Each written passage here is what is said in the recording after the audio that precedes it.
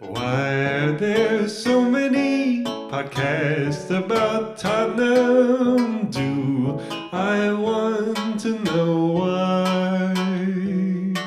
They might contain insight, but mostly delusions. If I hear one more, I might die.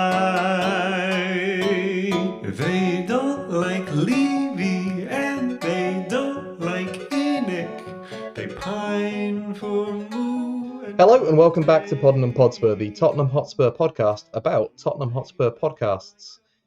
In this episode, I'm joined by Ashley Collie.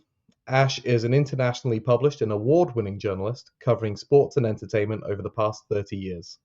He's also a die-hard Spurs fan and a frequent guest on the Come And Discuss Spurs or CADS podcast. Hello, Ash. Welcome to the show. How are you today? Hey, Ian, thank you for having me. By the way, you can't see it, but I am wearing a Spurs scarf, one of my many. I might even have a Spurs shirt on actually underneath this jacket. But yeah, I'm good. I'm good. Thank you. I'm I feeling love much better because we won yesterday. So yes. it helps. I'm a big fan of a Spurs scarf. What's your favorite Spurs scarf? I actually have. This is the 1882 one, which is kind of cool because there's a little saying about uh, Tottenham doing it the hard way since 1882. So that's that. That has some meaning. But I've also got one that's actually the club because I'm a member of LA Spurs, and the club itself actually sent a bunch of just white and blue striped a small scarf, which is actually one of my favorites because it's so simple and it's got the logo at the bottom. And it actually is one of my favorites because it's so actually simple. By the way, just so people, uh, I don't know, I do know some of the other Spurs groups across America because I've spoken to them or met them. But just to show you, when in the 2019 the Champions League final, we have a pub in Highland Park in Los Angeles, and we've been there for maybe 10, 11 years. They're open for every single game. That's the Greyhound, correct? The Greyhound, exactly, Yeah. in Yeah. Highland Park. And they have sort of fire restrictions. So we used to have over 200 for the North London Derby, but we only allow in, you have to wristband and whatever. So we only allow in about 160. But anyway, for the Champions League game, we had 160, but they knew they were going to get. This is LA Spurs. They knew they were going to get more, so they had a cocktail bar which they owned just up the street. They opened that up.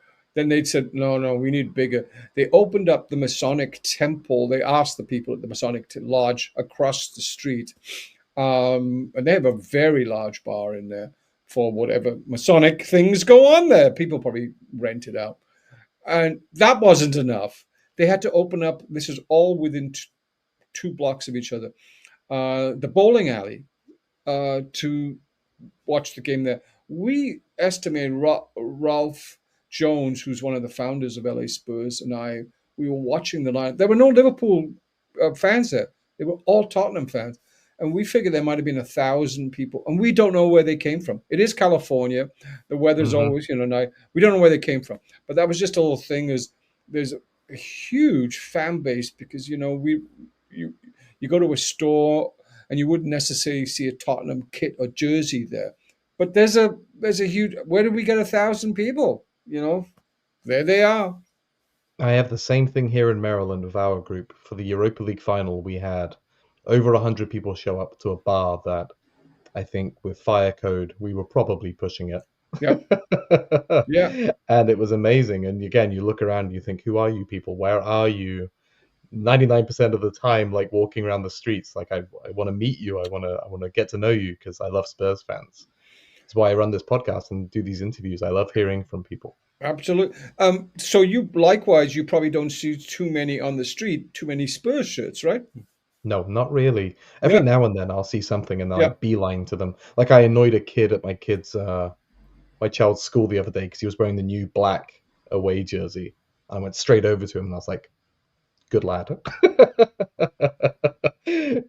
I'm gonna get myself in trouble one day for accosting people and children for for trying to connect with other Spurs fans. But I don't think Good people for you. appreciate when you're overseas. That's what you have. It's what you want to do because it's Yeah. I'm not into American sports, so I see somebody wearing Spurs. I'm like, yes, I want to get over to you. Absolutely. I mean, I actually used to cover all American sports, all the professional athletes. So um, these days, not so much. Although I did do a cover Hmm. story recently on an NFL player named Justin Jefferson. Hmm. The plays for the Vikings. He's one of the highest paid players. Anyway, it's nice when you actually do see a Spurs shirt around. But on this particular day, Champions League final, 100, 1,000 of you saying, and like, and we have our own paraphernalia, LA Spurs, and they sort Hmm. of we actually have a board and a chairman and stuff like that, all non-paying, of course. Yeah. But Yeah. these people, I don't go as much as I used to because the games are not as exciting as they used to recently. But I used to go to almost every game at the pub, and they're open. I mean, 4:30 in the morning, they can't serve alcohol, but they have snacks and foods and stuff. And then at 6 o'clock, of course, they serve alcohol. And the owner, who is American, Mateo Glassman, he's actually from Cleveland. I've met his family.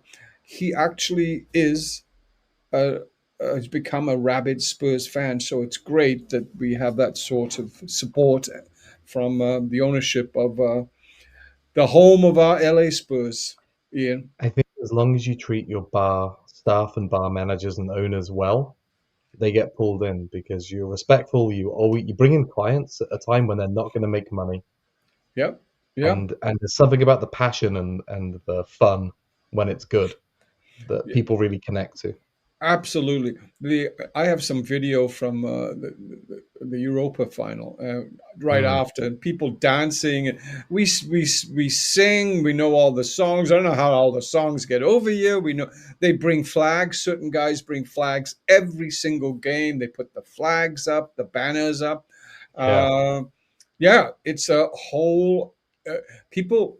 Tottenham fans who may be visiting California from say UK are actually impressed. I met a guy at the Europa. He brought an English fellow with his family, and he said, "Ashley, I'm just surprised at the enthusiasm and how you guys know all the songs." He said, "What a great treat to be able to come all the way here and see." So, I think that if you live in England, unless you're in the Tottenham area, it's very difficult to find a Spurs bar. And so oh, we bring that, you bring that. In my opinion, yeah, if you're in right, you're probably. you're in round Oxford, it's Oxford United bars or it's mixed company. You're not I going to get mean, somebody to give it over to you. that's an interesting point. I never actually considered that because I grew up in Wales, far removed Yeah. from Tottenham, so I wasn't around it. So that's a very good point. My Welsh friend John, who's a Spurs fan, he's from Ponty. I'm from Pontypridd. I'm from Mm, Newport. But we both supported all the Welsh teams and Newport County. Anyway, he checks in. I was chatting with him just yesterday because I couldn't watch the game live. I had to watch it, and he wanted to know about this actually because he wanted to listen to it. So we'll give it to him mm. afterwards. Anyway, we have discussions about this, about shirts and stuff like that. And the response, I'll have to ask him about that. Any Spurs bar because he went to university over there. I didn't. I went to university over here.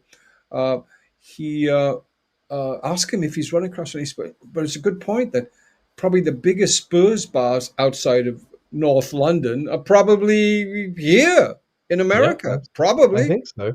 I think yeah, so. Maybe a few in Europe, as some of the bigger cities, but I feel like the big cities over here, you've got Flannery's in New York, you've got the yep. Long Cross I've, up in Boston, I've been there. the Irish Channel in DC. These get hundreds of people every week. Yes. So speaking of connecting with other Spurs fans, Mhm.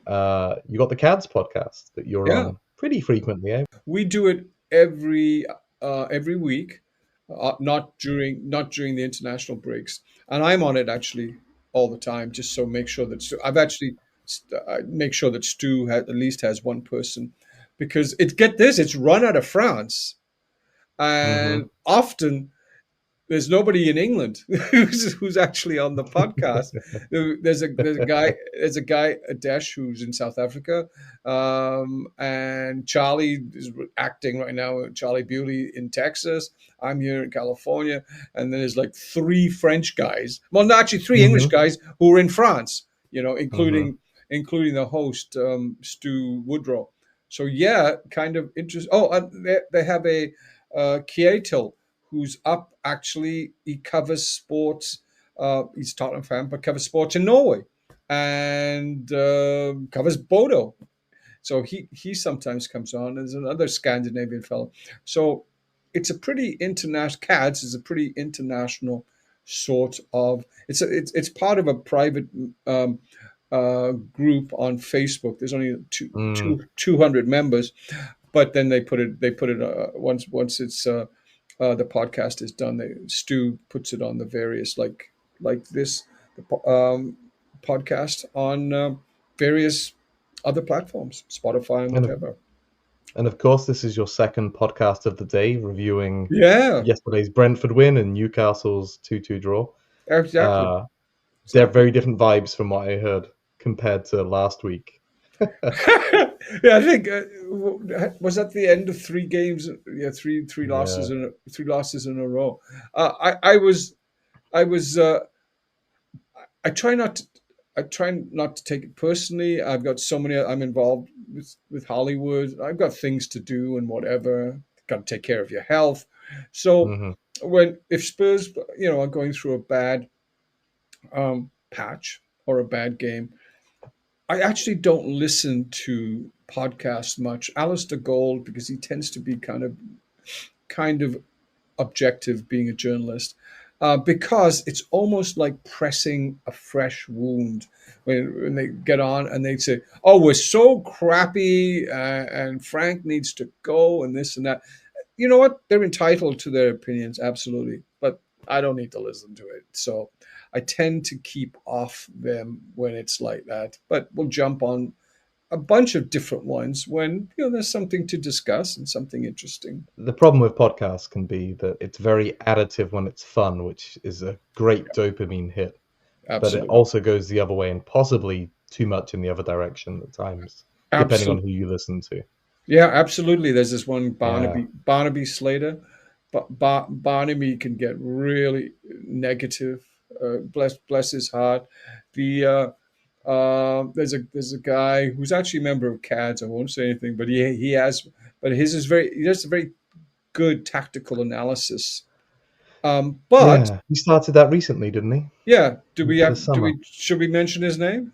Yeah, go for it. Yeah, absolutely. Yeah, it's Nick. I think it's Zenos.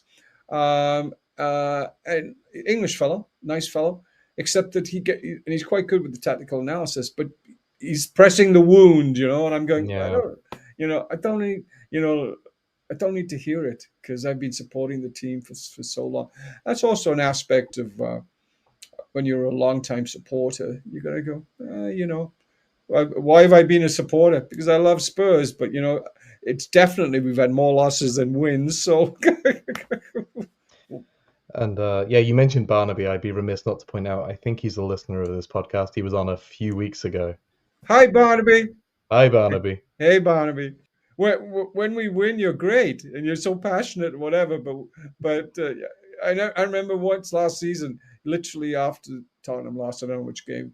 Ange out like that night, and of course Ange survived the season and then got us the Europa. So, and he's very aware of that, of course. Yeah, he's a good guy. Yeah. So tell me, what's your Spurs story, and how did you find your way to CADS? Spurs story, living in Wales of all places, and although I have family all over Britain, in London, Manchester, Liverpool. Wales, Bristol, Swindon, everywhere, East Anglia. I don't know if I have any family up in the northeast. I don't think so. I come from an Irish Catholic Welsh background, so there's lots of cousins and aunts and uncles, who support a variety of different teams, But and varying different blood relations, right? Yeah, exactly. Yeah, unidentifiable cousins. Yeah, well, I'm in touch with a few of them. Well, I got a whole bunch in Australia. The, Mm. the the Outlaws went down there. So I mean, we're talking first cousins, not even distant cousins. We're talking first cousins. So my mom happened to. My dad was a Man U fan, inveterate Man U fan, um, and I'm sure he must have dropped his cup of tea when, at some point, as a young lad, I said, "Come on, you Spurs," or whatever the chant was at that time. But my mother was a very fashionable, stylish lady, very proper English lady, and funny how images and things can attract you. Uh, Back in the 60s and 70s, Tottenham, of course, when they were playing in Europe, there were no insignia and sponsors' names, and actually no surnames on the back of your shirt either, right? So the shirts, especially on European nights, and the whole kit was all white. You've probably seen photos of how horrible the pitches were back then, and in black and white, and they're like mud. And then you've got these glistening, glorious white kit, blazingly white kit, and my mom loved the kits because they just stood out. They were very stylish, and she loved this guy who was taught and still record scorer. Is he Jimmy Greaves? I think Um, Kane might have overtaken him or something, I thought. yeah, something. He was actually at one time England's record goal scorer as well, Yes. but got hard done by. I actually met him in Cardiff at an international game, and I actually met him in Toronto. Got his signature and a photo with Jimmy Greaves. Anyway, Mum loved Jimmy Greaves. She was the first person in my who knew about Tom Jones. She says, "Watch out for this guy." So you know, she was good with knowing trends coming up. Mm. So I became a Spurs fan because of my mum. But she'd say, "Don't tell your dad," because he was such a, like I said, inveterate Man U fan. Um, anyway, so that's how I became a Spurs fan through my mum. Um, and yeah, I must admit those white shirts, because I've got a lot of Spurs shirts, but they're not. Actually, I have an FA Cup one, 61, that a friend bought for me, and that Yeah. that one's pretty clean, and they don't have them anymore, really. Even the white shirts now are not. Although we're pretty close. When we still play in Europe, we stay in mostly all white, but they Yeah. got there's blue trim and whatever in them. But they really stood out. I mean, Leeds had an all white strip as well. Real Madrid, of course. Hmm. Um, so it does stand out. So that's why I became a Spurs fan. And then I was lucky when I was younger that Spurs won a lot of cups, and they played entertaining football. I think that was definitely that. I know there's those, being a writer, those Blanche Flower quotes Mm. about the game is about glory. It's not about boring the other. Not the Spurs do it all the time, but I think that's an element of it's into I don't know. You would maybe know better if it's into the DNA of younger fans, but it's definitely in fans who've been around for a while. It's definitely in our DNA that we really want to do things in style, and it really is about glory. That Europa League win, Ian.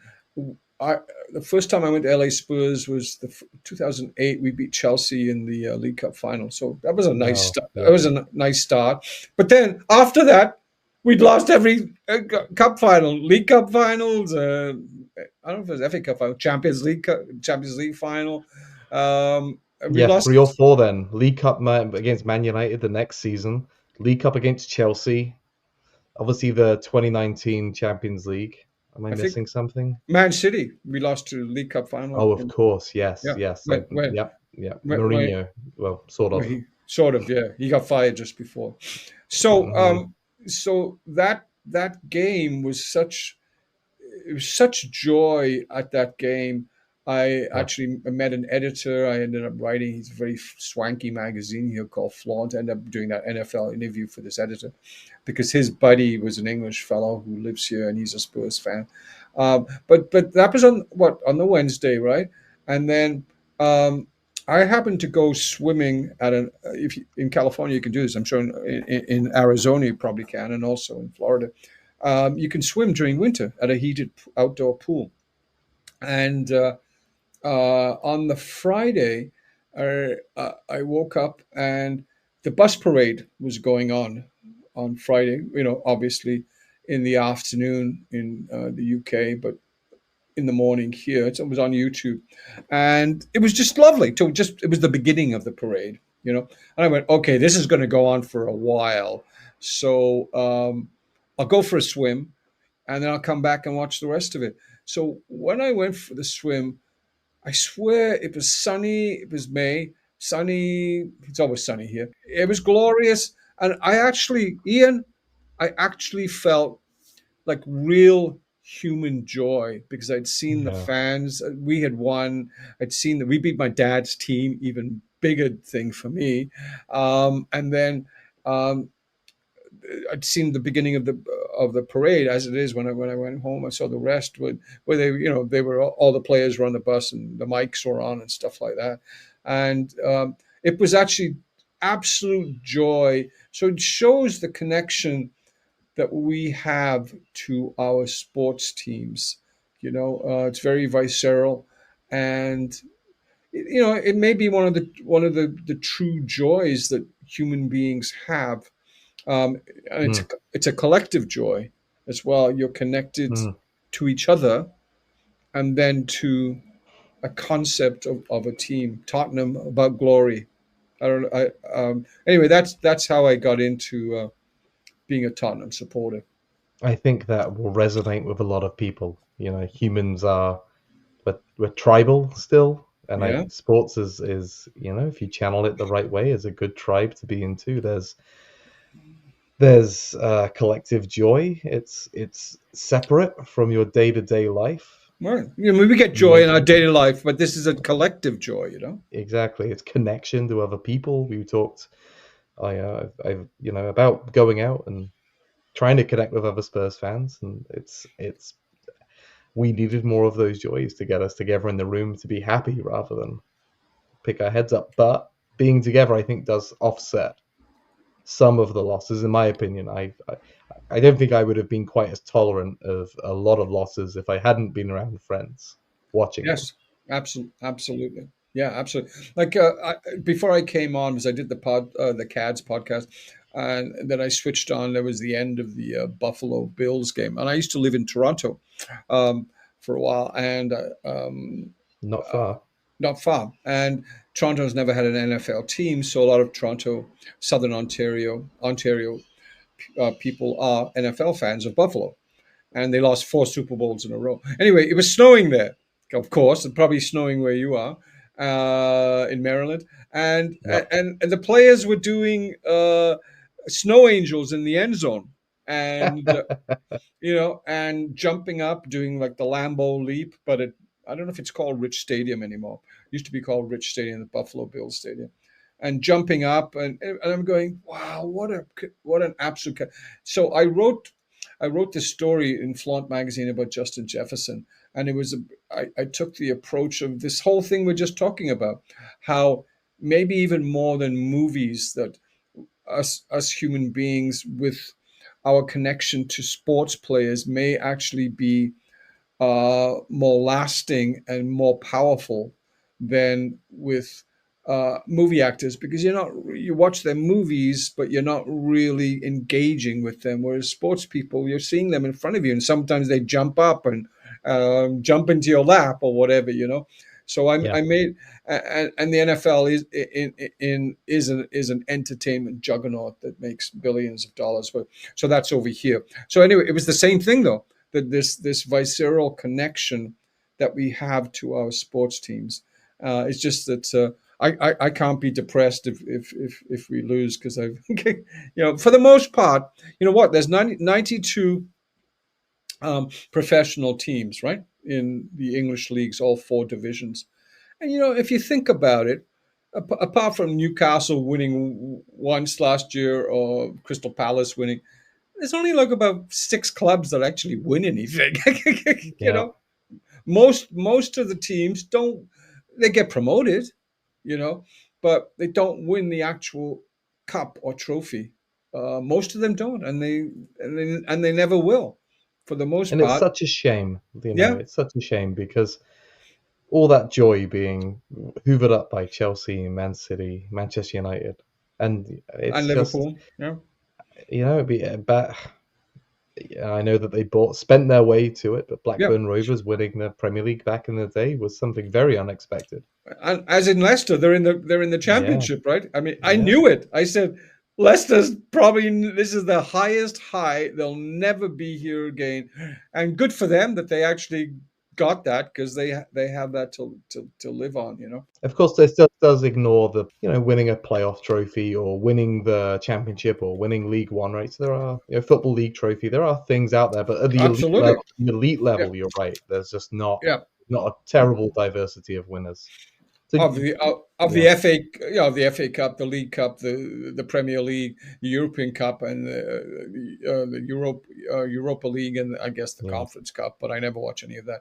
I mean, what? That's like 4 or 5, 6, 7, 4, 6, maybe 6 trophies. The elite yeah. top trophies. Yes, the Newport County, which was my home team.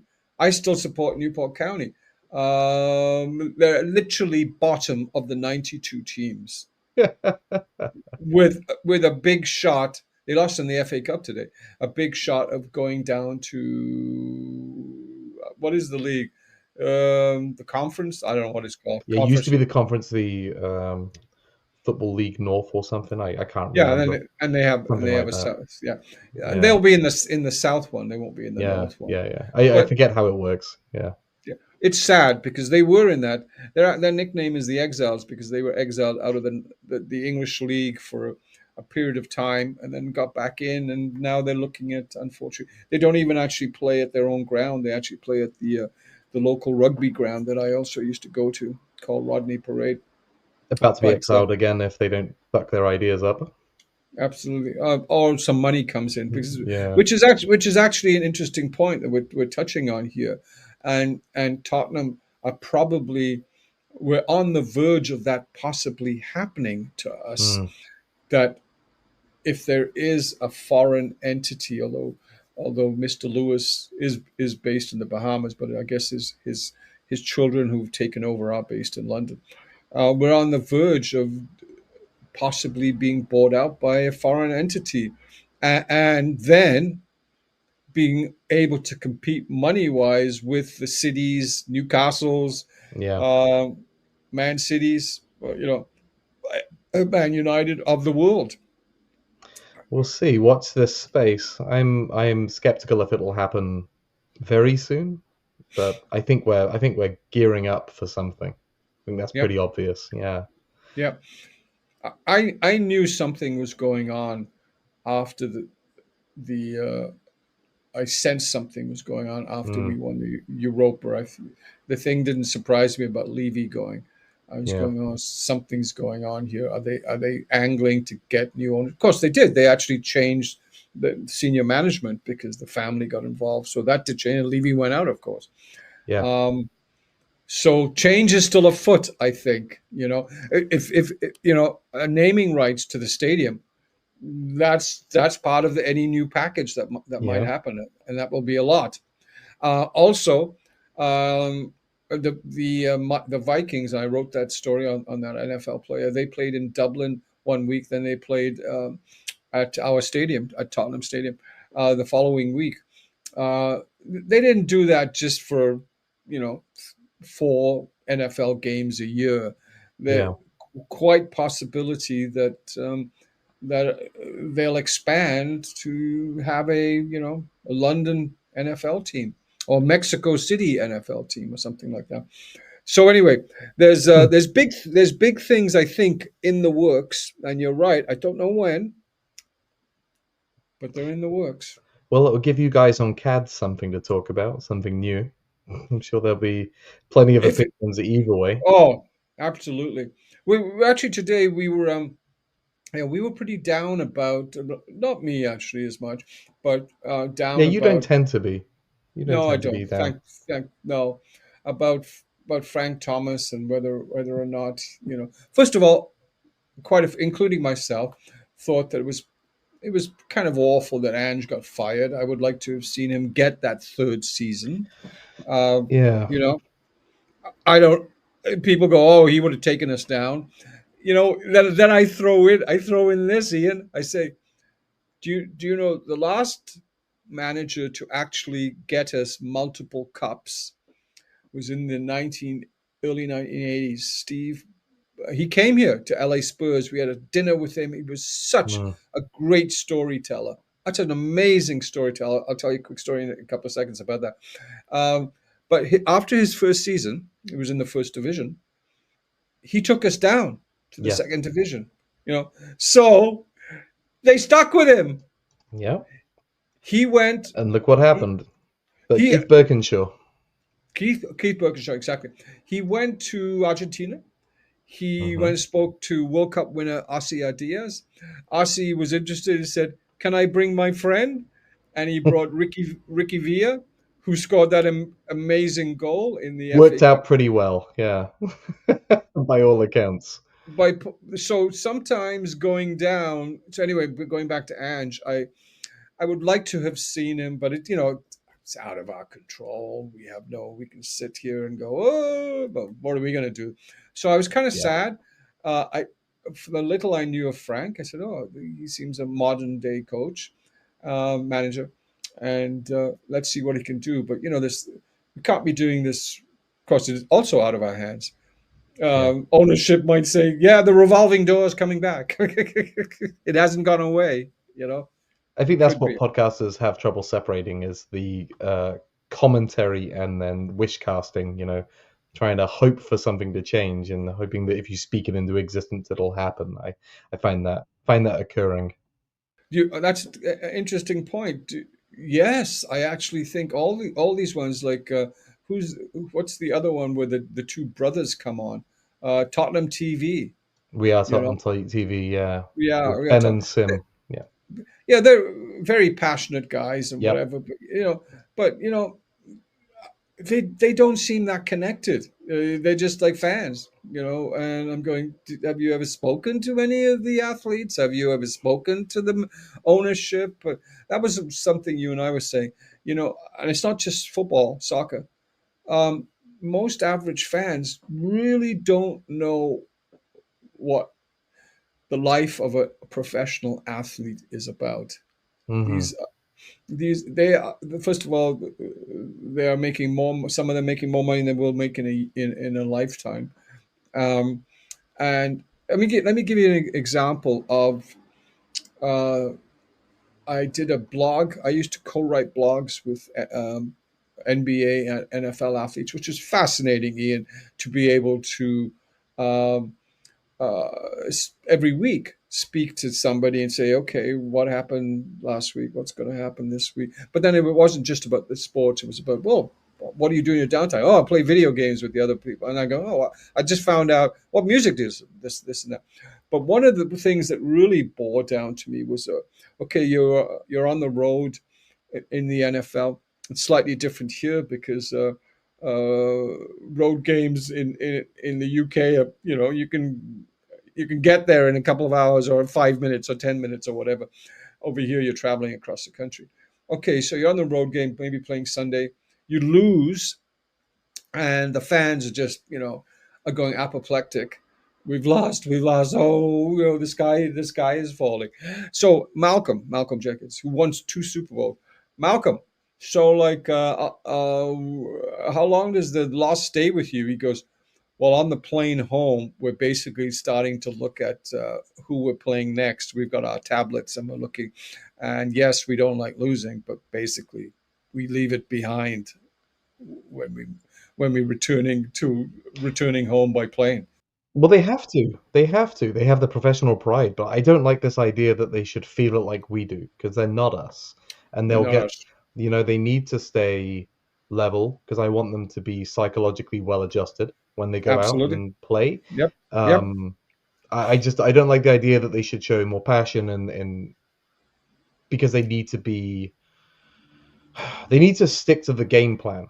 Passion doesn't always align with a game plan, and as soon as you Good start point. going off piece, that's when problems I think happen. But I think that they have to be performative in it. I know that's a lot of fans get annoyed about that. I think they have Absolutely. to because there is a subsection of fans who really respond to passion. I know Arsenal are very good at it. Very good at turning to the crowd and bringing them in. Some Spurs fans may not like it, but I think a majority would get behind that more often. Just my Could take, you my opinion. no explain that a little bit more? I don't watch a lot of Arsenal just Mm. because I'm involved with so many things. I used to watch a lot more football than I do now. I watch Spurs games, of course, but I just MLS. I just saw highlights. I was actually in the hospital yesterday, so I couldn't even watch the MLS final. But I saw Messi won. He's still winning. Biggest So trophy of his career, the MLS Cup. really, No, yeah. I'm I joking. mean, Finally no, did no, good. it. Unbelievable, huh? Yeah, Amazing. Yeah. He yeah. seemed pretty, I mean, tell you, he seemed pretty happy. He seemed as happy as the World Cup wins. That's what he seemed pretty I happy. imagine he had a pretty good incentive to win I did see, that. I did see a quick shot of Beckham was there. He was, Yeah, is he a part owner or is that somewhere else? I yeah, forget. no, Yeah, Inter because he Miami. had Phil Neville there, didn't he? Oh, I He don't was, know if he's still there, yeah. Anyway, but yeah, he found it. But no, just this point you made. What's this thing about Arsenal again? What do you think they do?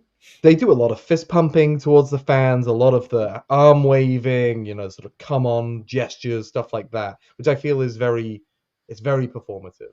Um, Arsenal fans maybe have a higher tolerance for it than maybe Spurs fans do, but I think you You have don't to do think? it as a professional athlete.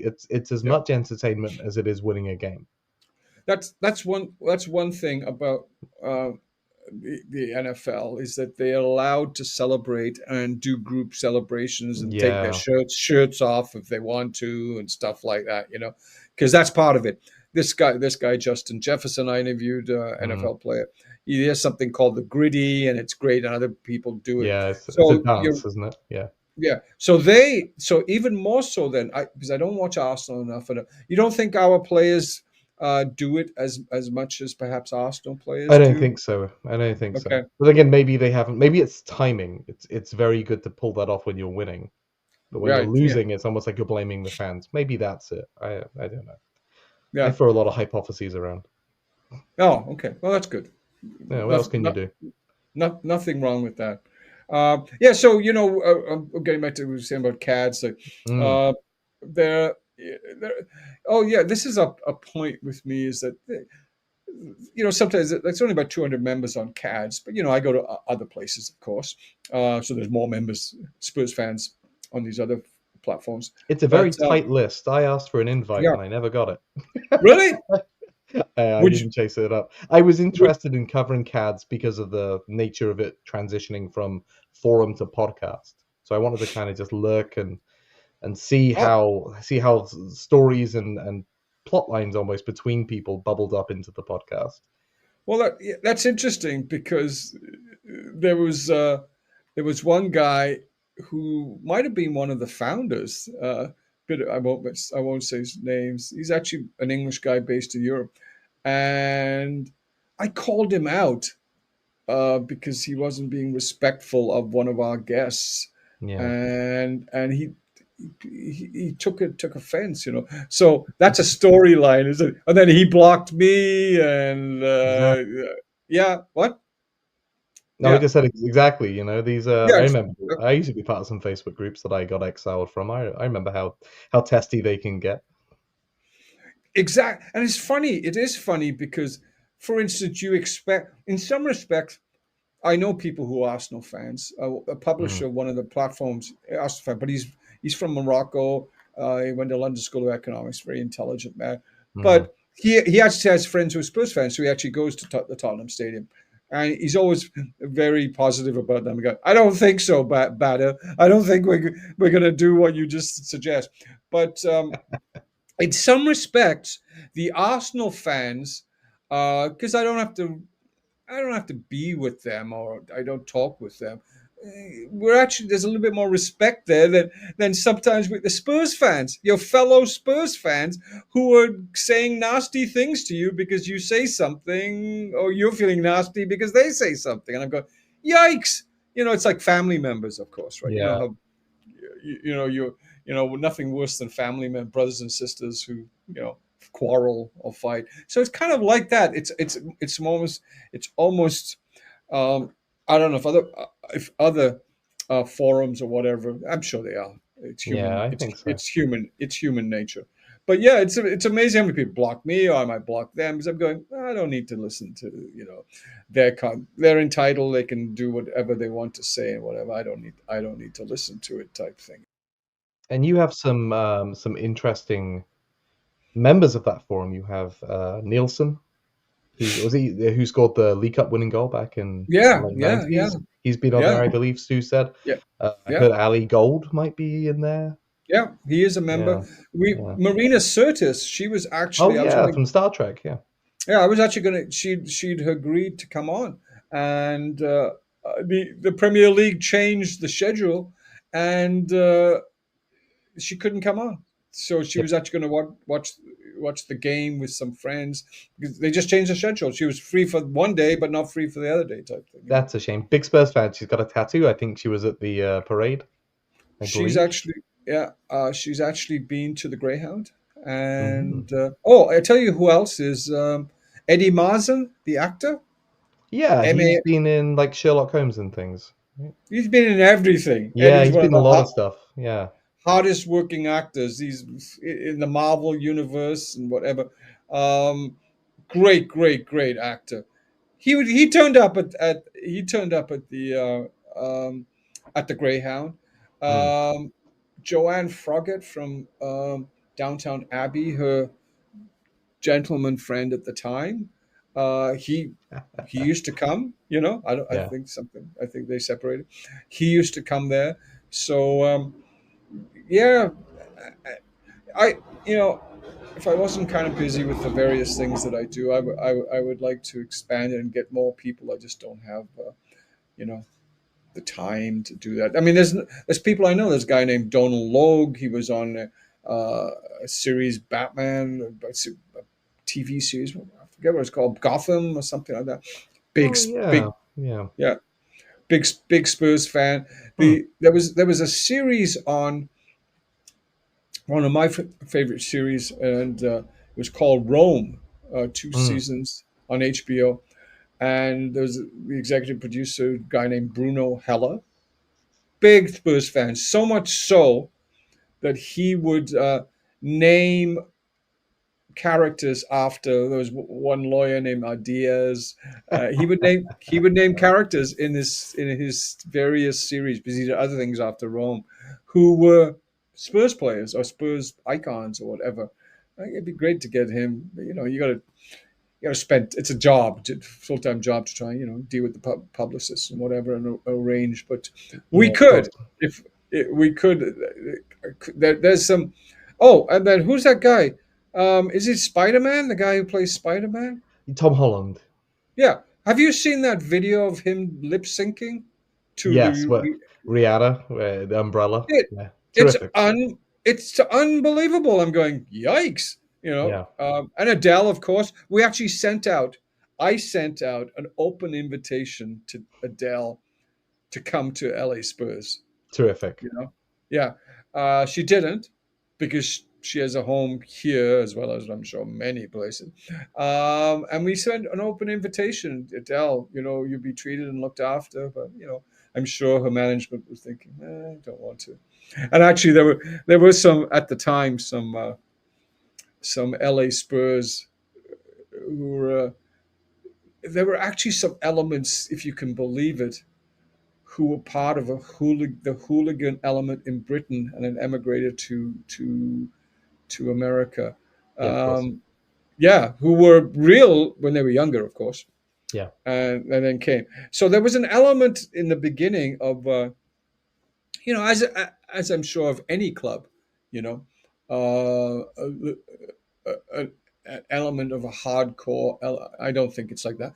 The LA Spurs now is very A lot of women turn up. When Sonny was playing with us, a lot of wonderful Asian people of all sorts would turn up. We I think one of the guys comes the Sunny fanboys and girls, and they haven't been turning up. Some of the Sunnies with the other team, LA, of course, LAFC. Yeah. Uh, it is definitely expanded. There are still quite a few Brits who turn up, but a lot of Hispanics, surprisingly, because the LA big Latino community here, who love Spurs. You would think they would. A lot of them are like Barcelona, Real Madrid, and whatever. It is a very diverse base that we have here. Uh, and also CADS. CADS is also very diverse. People, like I said, South Africa, Norway. Uh, there's one of the founders is actually in Southeast Asia. I think Mm. he's like Rex Sumner. I think he's actually like he married somebody. He's actually like a prince of sorts or a lord of sorts in Southeast Asia. By the way, the guy from Spinal Tap actually is a lord, Christopher Guest. Oh He yes, of actually, course. Yeah, yeah. yeah, he is. Jamie Lee Curtis's husband. Hmm. So Spinal Tap has a connection. I don't know if I don't know who they support. If they support Yeah, exactly. any football team. There is one aspect I'd spoken to you about this is that, or maybe we sort of just covered. I won't get too heavy on it because people are entitled to their own opinion. No, go for it. But no, it's getting back to what you said that people don't really. No, there is so much money involved in especially salaries and things and for athletes now that you really can't be fooling around and partying. You can do what you want to in the offseason, but you can't be doing nitrous oxide and stuff as one of our players has done a few times, or even Delhi. If Delhi was not doing alcohol or drugs, he was definitely hanging out. And you can't be doing that. You have a short look at where's poor Delhi, one of the greatest. We still sing his song. He only cost 5 mil. He's better than Ozil. Ozil. We love Yeah. Delhi. We love Delhi Ali. We still sing out of nowhere. We'll sing it at the Greyhound. Of course, I feel like there's a bit of a failure with Delhi on the behalf of the club, but we don't know what was going on in his Right. personal life. It's come Absolutely. out obviously a lot of stuff about him, but yeah, I can't help but shake that feeling that we contributed to it behind the scenes. Absolutely. Like he talked about handing out sleeping pills to Yeah. players, kind of Yeah. willy nilly almost. It sounded like allegedly. Alleged. In case there's a No. lawyer listening. Yeah, exactly. So no, it's just that, so there is so much money involved. The guy at in Toronto, Vladimir Guerrero, he's 20, 23, 24. Mm, He's on a $500 million contract. Anyway, there's so much money involved that most of these athletes are incredibly professional and mm, have to be so. They have moral clauses in their contracts, you know, and they're not like what people think. They totally put the game aside after the game, you know. yeah. Um, and what it takes, like an athlete saying that, oh yeah, how much pain do you feel during the game? He goes, well, I don't really feel it during the game, but when I get into the ice bath, I'm feeling it, and I'm going, holy geez, I can't Yeah. imagine and then my body's black and blue. Like, wow, it's just, it so people couch potatoes, which is most fans, because that's how we Hello. are. Yeah, yeah, yeah. They, oh, this is the thing about journalism. This is my point there. When I Yeah. was younger, even like when I wanted to read, well, sports, I would you read the Telegraph or something. Not being in London, reading the Telegraph or the Express or the Argus, which was the local South Wales paper.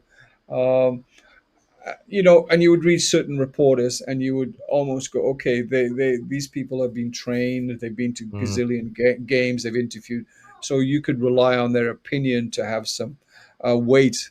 And in many ways, when I tried. I've interviewed from Tom Brady to Manning to Kobe to F1 drivers to Wayne Gretzky, who's at the To World Cup draw. Ledley King as well. Ledley King, absolutely. Ledley was very, very polite and very cool, very, Um, uh, Ledley likes his drink though too, but We've all seen the photos. yes, exactly. Yeah, he drank with us when they were in town at Excellent. a yeah. Actually, so did Stefan Freund and who's was it Parksy? I think it was Parksy and Freund. They were Well, great. They were they live such strict lives as in their short careers that absolutely. So afterwards. Yeah. so that thing I was going to say is that just to continue on that thread is that um, everyone is an expert now, Hmm. and I, I find it's the reality. I know I find that challenging because my thought is like, well, what do you really know about the game? I mean, I've interviewed owners. Hmm. I've actually flown on an owner's plane because he says, Ashley, come with me, come meet me. You know, Peyton Manning said, hey, come here, meet me. I'll give you a little tour. I mean, uh, you get insights when you interview them, when you interview ex players, legends, Super Bowl winners. Steve Perriman came here, Keith Birkinshaw. So I find it today. It's become the internet has made it that everyone is an expert. In fact, most people are not experts. You do have your opinion. You're entitled to your opinion, but I basically bite my tongue because it's not so. It's a change that I don't find necessarily good. That every well, it's my opinion. Well, yeah, even in politics, yeah, democracy, everyone gets a vote, but who's to say your one vote is actually a good vote? Yeah, well, And that's the thing I think you must bring to the CADS experience for anybody listening yes, is not only your perspective as having met these people, look behind the curtains, and of course, I feel like James Madison's YouTube series recently, where he is giving us a real behind the scenes look at their day to day, absolutely, it's been excellent for that. absolutely, yeah. It's a shame he's been injured. Really, could you imagine how that would look if he'd been integrated into the first team squad? Anyway, He wouldn't have had um, the time if he hadn't been yeah, injured. So well. yeah, yeah. Makes me think he's angling for a post playing career Already, at some point. Yeah, already, yeah, but yeah. the British, we love a likely lad, right? So I feel like if you build that up, you've got a pretty good career afterwards. But Absolutely. that and also the ability to weave and spot narratives and tell a story with what's actually happening on the field. And uh, do you have any advice to podcasters who maybe don't have that experience and are looking, or content creators who are just starting out and writing and maybe looking into a career involving Well, it? I've also interviewed the biggest Hollywood stars from McConaughey to Hopkins, who's from Jennifer Lawrence, Wales, you said. Jennifer Lawrence, exactly, Josh Brolin, Chris Hemsworth. I actually used Ian. I see a movie or something. Oh, I interviewed that guy, and I'd Yeah, sort of forgotten. they were 10 minutes late. No, actually, they're all pretty good Yeah, because they're publicists. So, but yeah. but it's the same thing as with athletes. So you're asking me advice. Okay, I'm not an expert, but I'm good at asking questions. Maybe because I'm Welsh, you come from a small country, you're surrounded by English people. you know, you know. So you got to stand out. You got to ask questions. So anybody getting into the media, I would recommend speaking to these people. Some of these people who actually, whatever your topic, Mm, entertainment, sports, music, try and interview these people. Try and learn what it is like you said about Chase Madison. What is it like to actually to walk a mile in their shoes? And I think that's where I have benefited is that I don't do it as much anymore. But to walk a mile in somebody's shoes can only help you on your platform. That is definitely advice I would give. I don't know, get credentials, get to go somewhere. Bloggers get to interview people. So that definitely find out yeah, walk a mile in your shoes. That's a good one. I haven't used that one before in this particular area. So yeah, I would that's what I would suggest. Also, do your research, because when I've interviewed people, um, uh, Clive Owen, Mm. the great actor Clive Owen, I did a one-on-one with him. He was doing a great TV series, a period piece called The Nick, about a hospital in Brooklyn. Um, his publicist was sitting in the room, nice hotel. I walk in, he's wearing a very nice suit and whatever. We shake hands. And instead of going right into it, I said, I hear you're a Liverpool fan. So, and, and then we started talking about, remember, was it Steven Gerrard, that slip that he had when they lost Yeah. the league? Uh, the publicist looked at us and went, "Okay, I'm going to leave you guys." I walked Yeah. out of the room because he and I just hit it off on the football scope of things. And then, of course, that opened, and this is advice, that opened him up to being um, uh, really open about aspects of the show, the Nick, and things like that. It just so happened I'd seen several of his movies. I mentioned one of the movies. He went, "Wow, you're one of the few people who's actually ever mentioned that particular movie." So also, if you're going to say, for instance, have guests on your program, Yep. um, do your research, but not just do your research that's something that is really personal, but not, you're not digging up dirt or something like Liverpool fan. You grew up in London. Why are you a Liverpool fan? Whatever. This type of thing.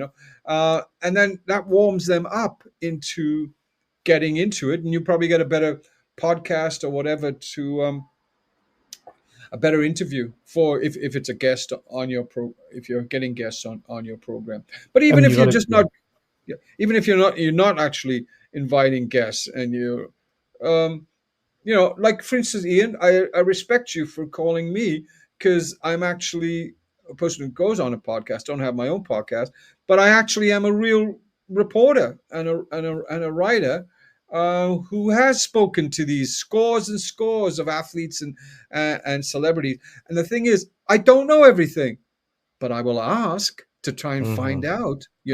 So Malcolm, Mr. Hopkins, Wayne Gretzky. So why does this happen? Or why do you do that? Tell me why. And then hopefully you get that information. You impart that to your listener, whomever the listeners might be. Yep, and it's very true for podcasters too. Do your research on who's coming on. Make sure you're actually platforming somebody you want to be platforming.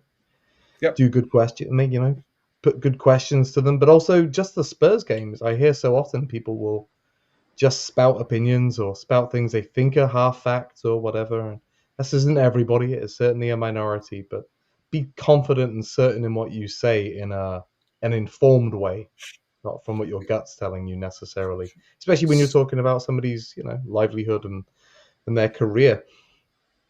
It's tough. Even I do my research for this little podcast. I try to listen to multiple pods from a Absolutely. person. I went back to Oh, your first pod on CADS 5 years oh ago. You wow. started in 2020 Oh, just to see wow. how the podcast came on. Well, because you have to. You're asking somebody to share their time with you.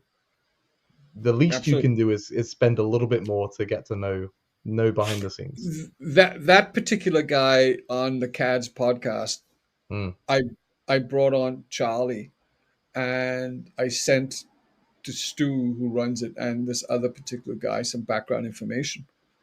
And he says, "Oh, I don't have time to know that." And I thought it was such disrespect. You that's a know, shame.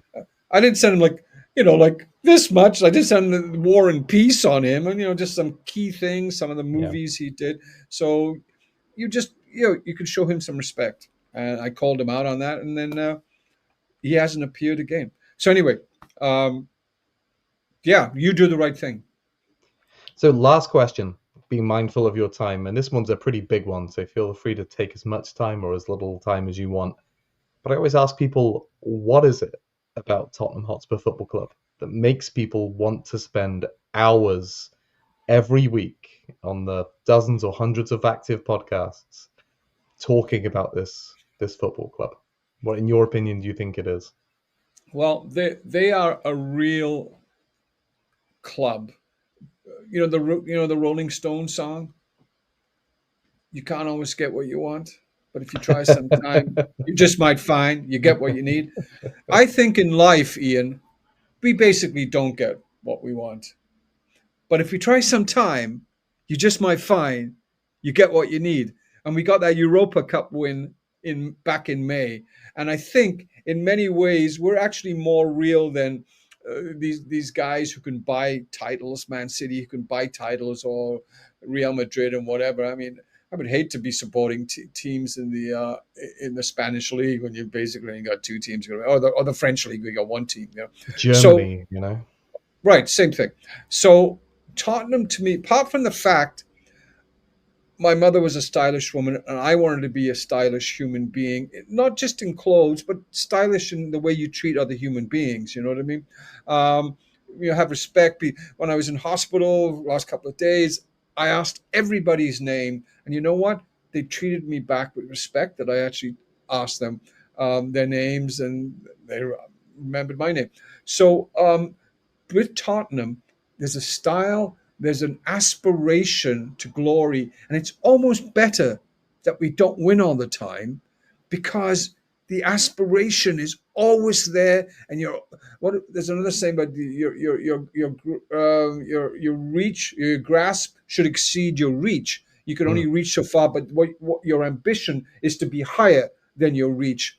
And I think Tottenham are always like that. And like I said, in some respect, the losses and whatever make that so sweet when you actually win.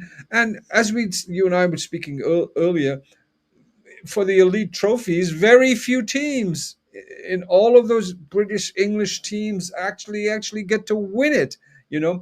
Great for Crystal Palace, fantastic for Yep. Newcastle, first time in 55 years. Tottenham, first time European trophy in 40 plus years, 41 years. So I think there's a thing about expectation that keeps us coming back. Listen, we lost 3 in a week. I'm going, okay, but I'm feeling good about the next game. Yes, we may lose, but I hope for the best. I actually thought, as we discussed on the podcast today, that if we'd lost to Brentford, there might have been some serious rumblings going on.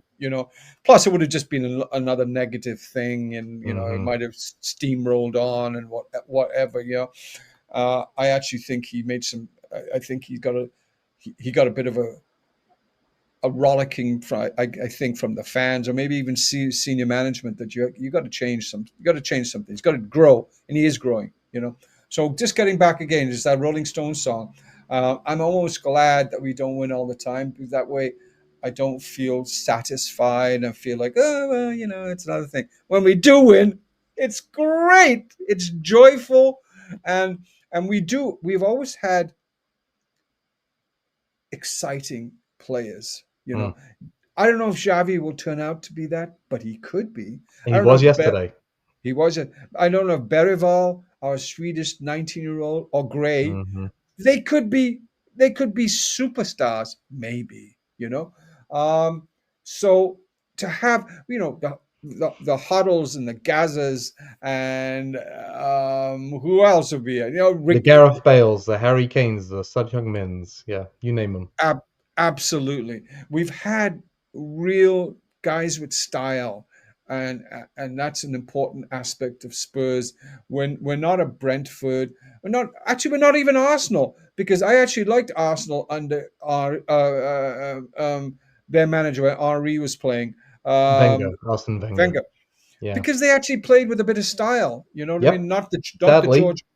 Yeah, not the George Graham type of thing. Now Arteta wants to win so much, he'll just do anything. He'll cheat, he'll growl, he'll be angry, he'll do anything, grab people's gloves, whatever, to win. And I'm going, really? You want to support that? Okay, fine. There you go. Hopefully it doesn't work, because that makes it even funnier. Well, I was shocked to see that Aston Villa's within 3 points of them. I'm going, what? Yeah. How did they get there? Yeah. Anyway, this has actually been, Ian, kind of fun. I appreciate you giving me a platform to voice some things. hopefully my knowledge is helpful to people. If not, if This they're entertained, then that's cool too. this has been tremendous, Ash, and we've been working on this for a while. I think Yeah. we were both on the CADS podcast after Ange was sacked, and I think we talked about it back then. So Yeah. I'm glad we could finally do this. And that's all on me for not actually chasing up and not doing that part of treating people well, like you mentioned. It's an Anywhere important. it is, Yeah, it my is. mother. One quick story. My mother, who I had great respect and love for, she used to say, "Ashley, my son, um, charm will get you everywhere." And I'll go, "But mom, I'm being charming to this person, or woman, or whatever charming person, and they just, they disregard me or they dismiss me." And she goes, "Yes, my son, but you'll still be charming." And she's totally right. And there's a lesson there for Spurs fans, both on how they behave online, but also in terms of the football we want to see. There's those exciting players are charming, and they charm Abs- us. They charm. Good. Excellent. Yeah. Excellent. Thanks, Ian. So where can people find you and your work online? Just Google me. I'm actually on. Yeah, I'm on the. I'm on a couple of great platforms. One is called. It's out of London. This Moroccan gentleman from Casablanca. Can you? What an exotic place, Casablanca. One of my favorite movies, Casablanca. Um, Tremendous movie. it's called BBN Times. Hmm. Letter BBN Times. It's run out of London. I post a lot of celebrity stuff, sports, some opinion stuff on that. I have another one. I have several platforms actually. That's the biggest one. Another one is called Medium, but that one, and there's another one called Vocal. But the one BBN Times is that I used to do a lot of celebrity stuff for Hello Canada, um, but I'm involved. I just finished a script actually recently. There's a whole new area in Hollywood. As you see, most movies are horizontal, right? The great John Ford, and you see things in a horizontal. There's now made for this, like you and I, how we're looking at each other, made for this aspect ratio, and they're called vertical filmmaking. And it came out of China because so many people have Hmm. the Far East have phones and they're looking at entertainment on their phones, so they have to use that aspect ratio, And I literally just wrote a spec script for somebody I met who is involved in this business, and it's kind of exciting. Just to get it read by some producers or directors and see if I have a book out called Harlem to Hollywood about the French Connection director. French Connection cop. French Connection won 5 Oscars, and it's called Harlem to Hollywood because Sonny Grasso went from Harlem, a poor kid on the streets of Harlem, to the palm line treed streets in L.A. in Hollywood. An ordinary guy who lived an extraordinary life, and so I actually wrote his biography, but it's really kind of memoir because everything was written when he was still alive. He passed away. We actually had interest. There was interest in it. There still is at Adam Sandler's company Hmm. to turn it into a series. But things in Hollywood, they take a lot of moving parts to make something happen. But A lot of just money, to a even lot of money. and just to get it read by Adam Sandler's company, Happy Madison was a kind of a treat. And I'll link all of this in the show notes for anybody who wants to read up or buy Ash's book. But definitely check it out. I've Yeah. read a few of your BBN Times articles. Oh, good. Thank you. I remember your post Europa one was up on there. I think I've got it open here, but it's I'll link that one more time. When the Spurs go marching in, I think it's that one. Yeah, Like, I just actually yeah. I just posted one today about Sonny Grasso, and it's a Christmas post. He has this incredible Christmas story from the book, and I just posted. It'll be up by tomorrow. Yeah, it's on BBN Times. It'll be my latest post there. An amazing. It's called Murder at Rayo's. 3 days before Christmas, and Sonny Oh, the Grasso, Italian restaurant in New York, the famous Italian and restaurant in jars New of York. pasta sauce in all of the grocery stores now. It's exactly. They've got Rayo's in Vegas and Yeah. also in LA. But yeah, it was run by. They have a table. there. They only have Mhm. 9 tables. One of them is for Sonny Grosso would call them, Detective Sonny Grosso would call them for the bent noses. If anybody's ever seen The Sopranos, these guys with their Banlon shirts, they are right out of The Sopranos, and they're kind of cool guys and it's kind of funny, whatever. And they sit together, and they're probably in the waste disposal business or whatever, and yeah, what can I say? And of course, people can find you on the CADS podcast as well. I'll add a link to Thank you. that too. From the Sopranos to the CADS podcast. What a segue.